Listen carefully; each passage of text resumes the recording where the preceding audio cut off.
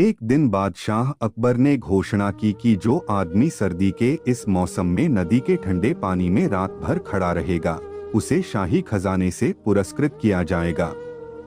इस घोषणा को सुनकर एक गरीब धोबी ने सारी रात नदी में खड़े खड़े बिता दी और अगले दिन बादशाह के दरबार में आकर इनाम मांगने लगा। बादशाह ने उस धोबी से सवाल किया, क्या तुम बता सकते हो किस शक्ति के सहारे तुम रात नदी में खड़े रहे? धोबी ने अदब के साथ जवाब दिया, आलम पनाह, मैं कल सारी रात महल की छत पर जलते हुए चिराग को देखते रहा। उसी की शक्ति से मैं सारी रात नदी में खड़ा रह सका।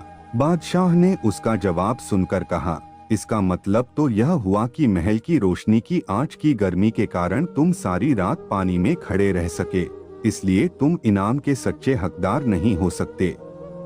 धोबी उदास हो गया और बीरबल के पास जाकर निराशा भरे स्वर में बोला, दरबार में बादशाह ने इनाम देने से इनकार कर दिया है। धोबी ने इसका कारण भी बीरबल को बता दिया। बीरबल ने गरीब धोबी को सांत्वना देकर घर भेज दिया। बादशाह ने अगले दिन बीरबल को दरबार में न पाकर एक खादिम को उन्हें बुलाने के लिए भेजा। खादिम ने उन्हें आकर सूचना दी, बीरबल ने कहा है कि जब उनकी खिचड़ी पूरी पक जाएगी तभी वह दरबार में आ सकेंगे। बादशाह को यह सुनकर बड़ा अचरज हुआ। वह अपने दरबारियों के साथ बीरबल के घर पहुंचे।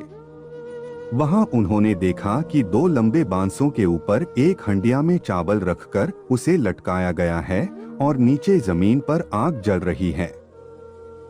बादशाह ने तत्काल पूछा, बीरबल, यह क्या तमाशा है? क्या इतनी दूरी पर रखी हंडिया में खिचड़ी पक जाएगी?